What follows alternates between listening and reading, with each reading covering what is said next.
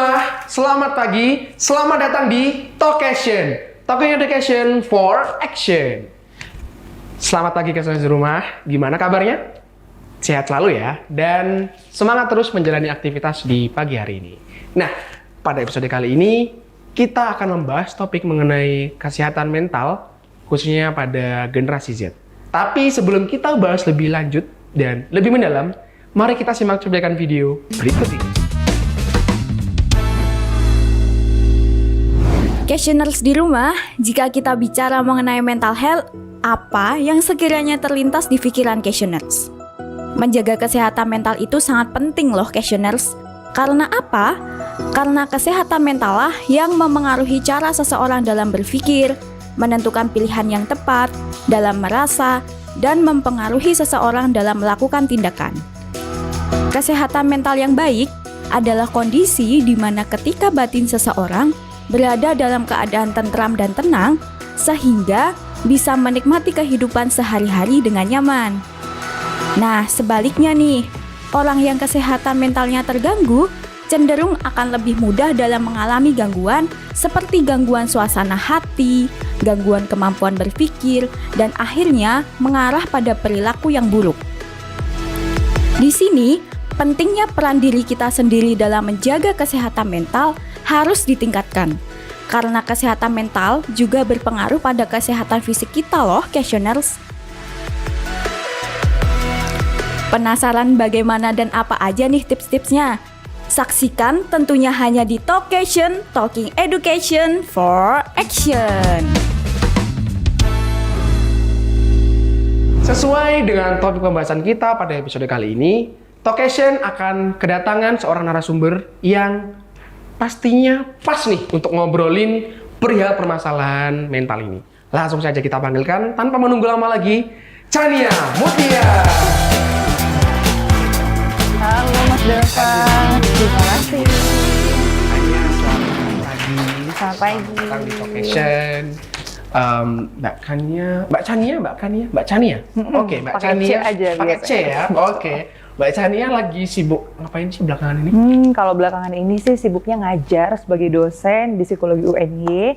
Kemudian sehari-hari biasanya jadi psikolog juga di biro psikologi dan kadang-kadang konten juga nih di Instagram untuk ngisi waktu luang. Nah, di sela-sela kesibukannya Mbak Mutia nih, kira-kira Mbak Chania, ya bener Mbak Chania ya? Aduh, saya Betul. notisnya malah Mbak Mutia nih. Nah, Nggak di sela apa-apa, bebas. kesibukannya Mbak Chania, kalau lagi boring, lagi bosen, itu ngapain aja sih? Ada hobi khusus? Hobi khusus.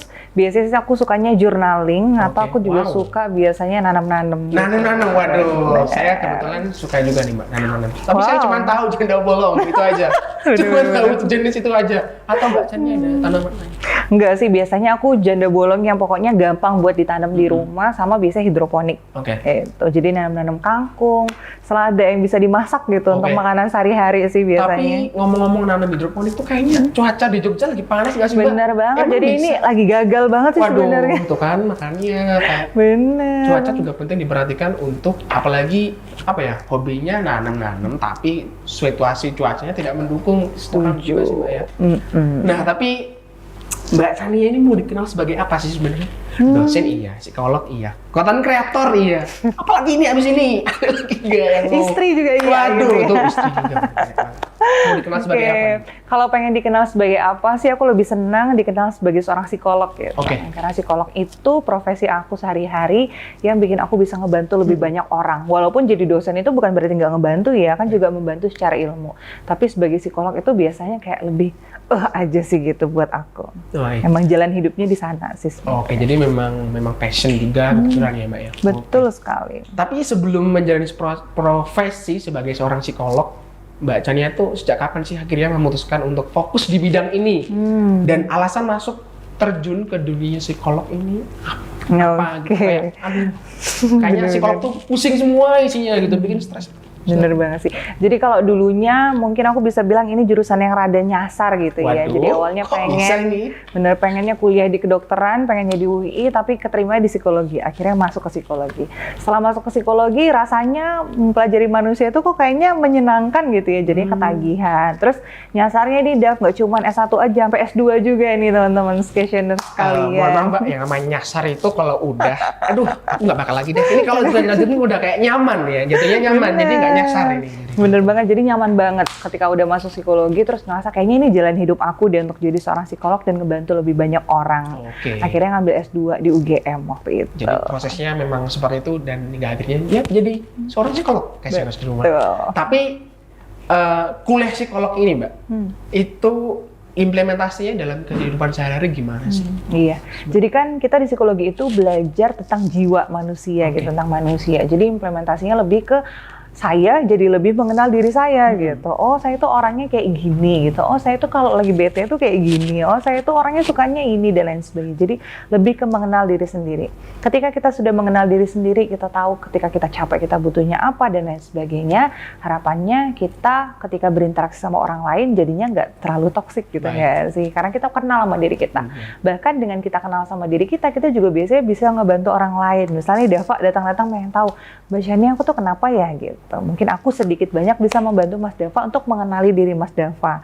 Karena selama kita kuliah kita tahu teorinya gitu. Jadi belajar tentang gimana pengasuhan, kehidupan sehari-hari dan lain sebagainya. Jadi implementasinya begitu dan ada memang ilmu-ilmu khusus dalam apa ya, ibaratnya mendengarkan cerita orang, masalah orang itu ada tahap-tahapnya, nggak semerta-merta kita langsung kasih kamu harus gini, nggak gitu dong ya. Betul, ada langkah-langkahnya gitu ya Mbak ya. Nah, pernah nggak ada momen waktu dengerin cerita dari pasien yang lagi konsul ke Mbak Chania itu sampai akhirnya kepikiran sendiri gitu, sampai overthinking, aduh kok bisa ya dia gitu ya? Bener-bener psikolognya overthinking gitu ya. Ya overthinking psikolognya malah. Jadi kalau dulu waktu masih kuliah profesi pernah sih mengalami yang serupa gitu. Jadi pulang dari situ klien cerita apa atau pasien cerita apa jadinya kepikiran. Kira-kira dia bisa ngelewatin apa enggak ya gitu. Tapi karena kita kuliah nih, kita ditempah dengan banyak banget klien yang datang ke kita, akhirnya kita nggak punya waktu nih Dav untuk overthinking. Dan kita juga dapat teknik-teknik, misalkan tekniknya kita harus grounding, kita harus mengambil jeda buat sadar utuh dan hadir penuh, biar kita habis itu bisa nanganin klien yang lain. Oke. Gitu. Nah, tapi menurut Mbak Chania sendiri, menurut Mbak Chania sebagai seorang psikolog, sekarang tuh banyak banget generasi zaman now yang sering banget self-diagnose gitu, tanpa meriksa kesehatan mereka ke seorang yang lebih ahli, khususnya seorang psikolog. Itu bahayanya gimana Mbak? Oke. Tapi sebelum Mbak Chania jawab, kita harus jeda sebentar karena ada sesuatu yang mau lewat. Jadi untuk questioners di rumah yang penasaran sama jawaban dari Mbak Chania, pantengin terus, jangan kemana-mana. Tentunya tetap di Talkation, Talking Education for Action.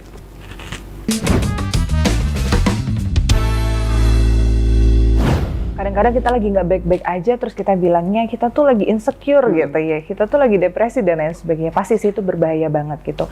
Dampak baiknya berarti questioners kalian udah punya mental health awareness yang bagus banget gitu. Jadi kita menyadari.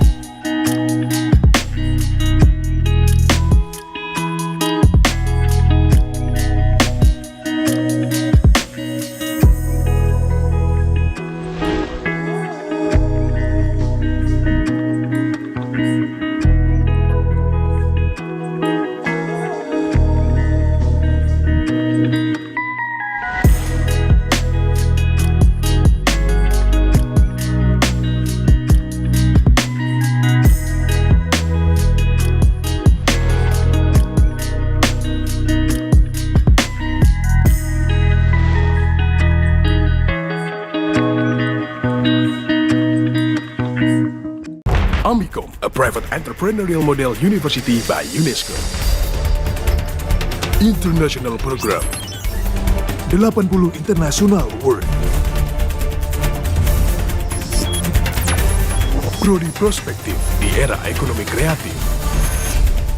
Gold Rem Award dan Grand Prize Sikap. Battle of Surabaya. Universitas Amicom Yogyakarta. Kreatif Economy Pod.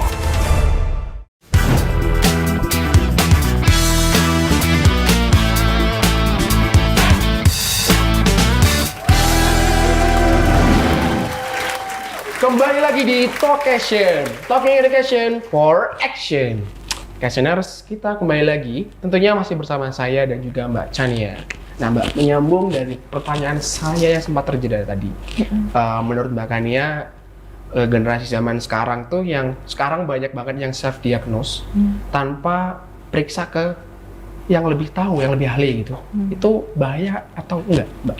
Oke, nah jadi kan sebenarnya self-diagnose ini bisa dilakukan sama questionnaire sekalian mungkin ya, karena kesadaran akan kesehatan mentalnya udah lebih bagus gitu. Baik. Jadi semakin kita menyadari, kita jadi kayak merasa oke, kayaknya ini aku lagi nggak baik-baik aja deh gitu. Permasalahannya benar tadi kata Dava, ketika kita sudah tahu kita nggak baik-baik aja, kita melakukan diagnosa sendiri. Itu kita biasanya searching di internet gitu ya, Davia, nyari depresi itu apa sih, bipolar itu apa gitu, tanpa mengkonfirmasi dengan pihak profesional, either dia psikolog ataupun psikiater seperti itu. Bahaya atau enggak? Bahaya banget. Bahayanya apa? Yang pertama nih, bisa jadi sebenarnya diagnosa itu bukan diagnosa utama gitu. Jadi misal nih, dia ngerasa belakangan ini sedih aja gitu, dia mendiagnosa dia depresi. Tapi ternyata mungkin diagnosanya bukan sekedar depresi, ada diagnosa yang lebih berat lagi gitu. Jadinya kan tertutup nih permasalahan utamanya dengan permasalahan yang dianggap sebagai diagnosanya dia. Itu yang pertama. Yang kedua, ketika kita mendiagnosa diri sendiri, kan biasanya kita nggak cari pertolongan ya, kita pasti searching juga gitu nggak sih, Dev, di internet, kira-kira orang yang depresi harus ngapain sih gitu. Padahal penanganan terhadap permasalahan-permasalahan psikologis kayak depresi dan lain sebagainya itu nggak sesederhana itu gitu. Butuh banget misalkan sudah ada pikiran untuk menyakiti diri untuk minum obat gitu. Bahkan nanti setelah minum obat dia juga butuh yang namanya psikoterapi gitu. Jadi semakin kita sering banget mendiagnosa sendiri dan diagnosa diri kita sendiri dan tidak mengkonfirmasi ke profesional, biasanya penanganannya jadi lebih lama gitu, Dev. Karena penanganannya lebih lama, pasti nih penyembuhannya juga jadi lebih lama. Jadi bahaya atau enggak? Bahaya banget. Bahkan biasanya bikin kita jadi lebih cemas gitu nggak sih, Dev? Padahal mungkin kita nggak punya gangguan mental tersebut gitu. Jadi kita ngerasa, kayaknya itu aku banget deh. Biasanya sih digunakan untuk pembenaran. Aku tuh lagi nggak pengen banget belajar gara-gara aku tuh hari ini depresi gitu. Padahal mungkin nggak sedalam itu gitu. Mungkin dia emang lagi moodnya nggak baik-baik aja. Mungkin karena dia lagi PMS dan lain sebagainya gitu sih. Jadi bahaya. Jadi mungkin dari semua itu juga tidak lepas dari perkembangan teknologi, Mbak. Jadi kan karena generasi sekarang, Gen Z itu lebih banyak cari tahu ke Google daripada ke ahli. Itu bahaya banget loh, questioners. Itu memang harus dicegah sedini mungkin ya. Kalau ada apa-apa langsung datang aja. Bener, dimulai dari questioners. Baik, bener banget. Nah Mbak, Gen Z itu sekarang juga banyak yang overuse tuh. Nah, istilah-istilah penyakit mental kayak lagi anxiety nih atau depresi dan segala macam. Ternyata mungkin sebelumnya bisa dijelaskan kepada questioners dampak baik atau buruk dari sudut pandang seorang psikolog sendiri terkait overuse tadi. Sip. Kadang-kadang kita lagi nggak baik-baik aja, terus kita bilangnya kita tuh lagi insecure gitu ya, kita tuh lagi depresi dan lain sebagainya. Pasti sih itu berbahaya banget gitu. Dampak baiknya berarti questionnaire sekalian udah punya mental health awareness yang bagus banget gitu. Jadi kita menyadari kita nggak baik-baik aja. Dampak buruknya kayak tadi itu gitu, karena kita jadinya overuse, kemudian penanganan yang harusnya kita dapatkan jadinya nggak tertangani. Dan kadang-kadang nih ya, Dev, teman-teman yang mungkin sebenarnya itu udah depresi beneran gitu, dia jadinya ini nggak sih kayak bingung gitu antara saya itu depresi atau ini tuh emang depresi aja gitu nggak sih, yang kayak penggunaan istilah yang berlebihan pada akhirnya membuat orang-orang yang memang dia punya gangguan mental tersebut nggak tertangani gitu. Oh, kata temanku depresi itu biasa gitu, karena semua orang di sini udah ngomongin soal aku tuh depresi, aku tuh anxiety dan lain sebagainya gitu. Jadi penggunaannya baik atau enggak, baik ketika awareness-nya teman-teman questionnaire semua meningkat. Tapi ketika sudah meningkat juga harus banget nih questionnaires mencari pertolongan di profesional untuk konfirmasi. Kalau enggak, bahayanya itu tadi. Takutnya nih, Dev, makin kesini makin banyak orang yang menggampangkan istilah aku tuh lagi anxiety gitu, aku tuh lagi depresi, padahal nggak sesederhana itu penggunaannya. Oke, jadi itu juga nanti yang takutnya timbul tanda tanya dalam diri mereka sendiri ya, Mbak. Kayak sebenarnya aku ini lagi di fase mana nih? Aku lagi di mana? Kayak aku lagi anxiety atau lagi enggak, atau depresi atau enggak, itu bahayanya juga. Bener banget. Apa aku lagi lebay aja ya gitu? Kan takutnya orang-orang yang depresi mikirnya dia cuma lebay gitu. Padahal depresi itu nggak sesederhana itu. Depresi itu sangat banget kompleks. Mental itu penting banget ya, guys. Bener ya, Mbak ya? Jadi Setuju karena banget. kalau kalian aja gampangin mental, takutnya nanti tanpa kalian sadari itu nyerang ke langsung apa ya, tiba-tiba dampak mental itu sendiri kayak ada tapi nggak ada gitu nggak sih? Bener, karena Kayak mental itu nggak kelihatan ya, Devi ya. Bener banget. Jadi kan beda sama fisik. Kalau fisik jatuh, kegores luka. Kalau mental nggak ada yang tahu. Setuju Gitu. banget. Nah, mungkin cashers di rumah atau Gen Z yang di rumah penasaran gimana caranya mau konsul nih. Aku pribadi jujur belum tahu nih prosedur caranya konsul itu gimana aja, kayak semisal aku harus bawa kopi gula, waduh, kayak itu udah kayak zaman dulu dong, semisal bawa kelapa, dan itu ada prosedur khusus ada yang bisa mungkin dikasih tahu ke cashers di rumah.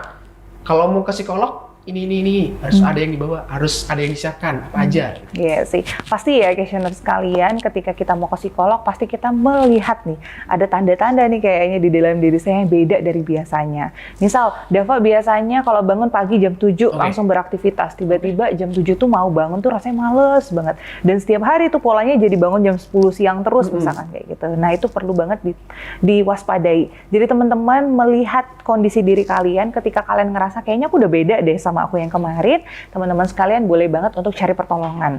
Cari pertolongan kemana? Boleh ke psikolog, boleh juga ke psikiater. Atau teman-teman juga boleh banget nih kalau bingung mau kemana, ke IGD dulu gitu. Jadi ke IGD ketemu sama dokter umum, nanti akan dianamnesis, kemudian disarankan either ke psikolog ataupun ke psikiater kayak gitu.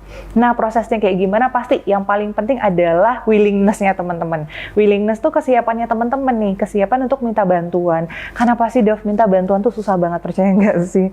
Kadang-kadang kita mau minta bantuan, kita mikirnya kayaknya aku masih bisa deh nanggepin ini, kayaknya aku masih bisa nanganin ini masih dalam kontrolku. Padahal mungkin sebenarnya ini tuh udah di luar kontrol kita gitu. Jadi yang pertama banget, yang paling penting adalah keinginan kita, si willingness tadi. Willingness itu biasanya ditunjukkan dengan kita udah mencari informasi psikolog ataupun psikiater. Misal, teman-teman yang mau mencari pertolongan, nyari di Instagram gitu ya. Psikolog mana sih yang kira-kira avail untuk saya konseling online nih, misalkan kayak gitu. Atau buat questionnaire yang mungkin masih kuliah nih, kan sekarang banyak banget platform kesehatan mental yang ngasih layanan konseling gratis gitu. Dev, itu juga bisa banget. Itu menunjukkan willingness-nya teman-teman. Nah, tapi orang-orang yang datang ke psikolog itu nggak cuma willingness-nya aja nih yang dibutuhin, Dev. Ternyata ada yang namanya readiness atau kesiapan. Jadi readiness itu biasanya ditunjukkan dari dia itu siap atau enggak sih membuka dirinya untuk cerita banyak hal gitu. Kalau dia datang ke psikolog atau psikiater tapi dia diem aja, ya sama aja bohong, ya nggak sih? Bener, jadi keterbukaan kita sama psikolog. Tapi pasti nih questionnaire sekalian, kalau mau ketemu sama psikolog kadang-kadang butuh bangun trust-nya dulu gitu nggak sih? Dan itu sangat wajar. Jadi apa yang harus disiapkan? Willingness dan juga readiness-nya aja sih sebenarnya. Penting banget ya intinya, Mbak. Oke, itu tadi adalah salah dua dari persiapan-persiapan untuk menghadapi atau bertemu seorang psikolog begitu untuk konsul dan lain-lain. Nah, setelah berbincang-bincang dengan Mbak Chani ya, yang cukup panjang dan menjawab problematika Gen Z, kita harus break lagi Mbak, karena ada sesuatu yang mau lewat lagi nih. Boleh. Tapi setelah satu ini, questioners jangan kemana-mana, karena kita akan kembali lagi dengan games. Nah, apa nih gamesnya nih? Penasaran dong pastinya. Jadi, stay tune terus, jangan kemana-mana, tetap di Talkation, Talking Education for Action. Tidak percaya diri, malu, gelisah, sehingga menimbulkan perasaan tidak aman. Biasa disebut dengan istilah apa sih itu? 5 detik dari sekarang. 3,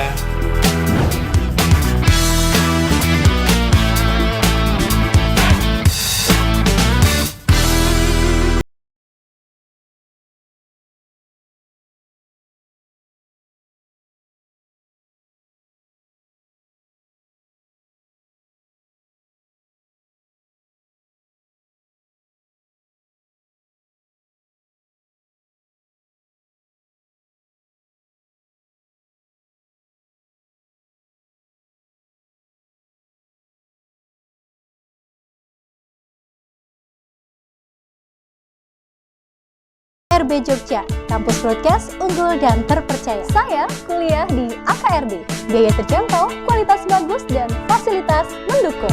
Dari awal saya ingin bekerja di TV nasional, dan sekarang sudah terbukti karena saya kuliah di AKRB. AKRB adalah kampus Diploma 3. Kuliahnya banyak praktek dan cepat lulus. Lulusan AKRB berkualitas dan terbukti alumninya banyak bekerja di media. AKRB, Be Creative People.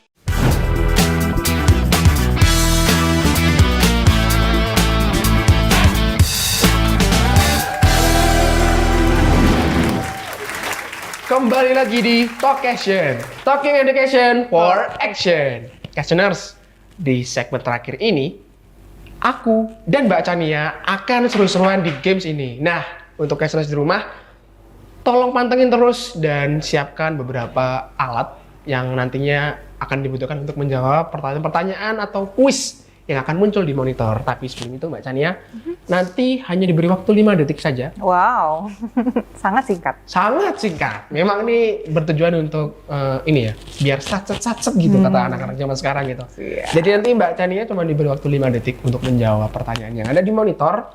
Setelah itu Mbak Chania tunjukkan hasil jawaban Mbak Chania ke kamera. Oke, begitu? Boleh. Di sini sudah saya siapkan alatnya. Silakan Oke, terima. terima kasih. Baik. Sudah siap? Siap. Questioners di rumah gimana? Siapin alat tulis, oke? Kalau udah siap, langsung aja kita masuk ke soal yang pertama. Silakan. Soal yang pertama adalah perasaan tidak percaya diri, malu, gelisah sehingga menimbulkan perasaan tidak aman. Biasa disebut dengan istilah apa sih itu? 5 detik dari sekarang. 3, 2, 1. Kasih tahu ke kamera.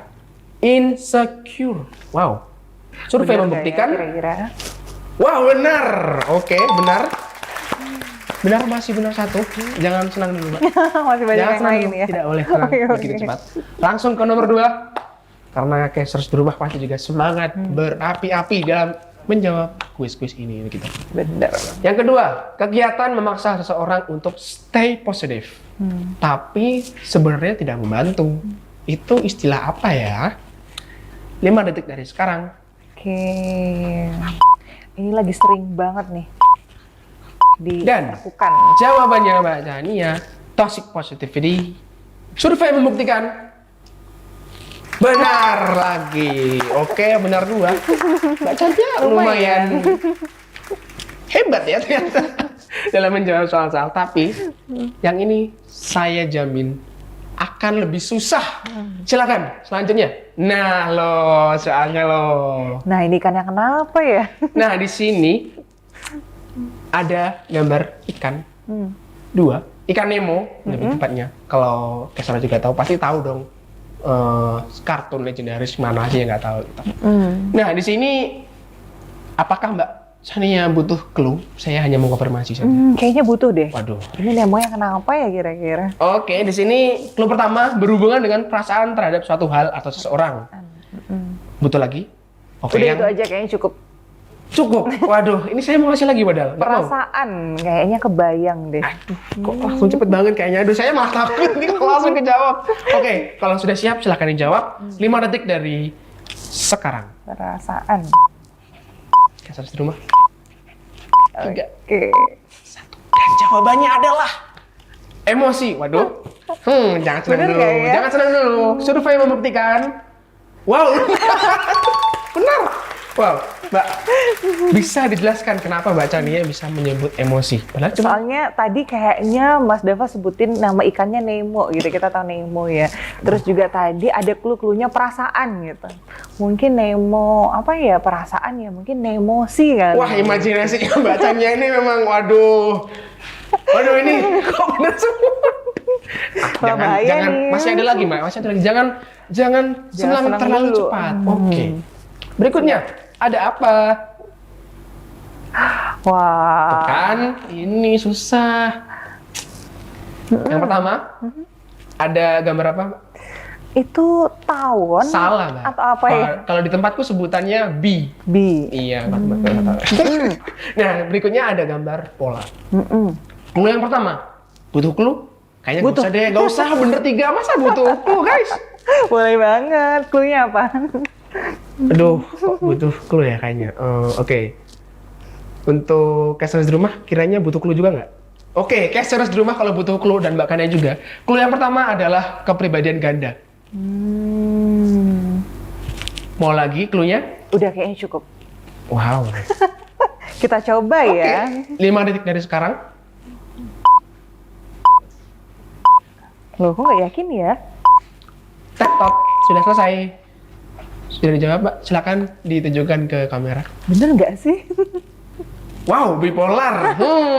Survei membuktikan. Pola terus R. Wah, Oh, bener. Oke.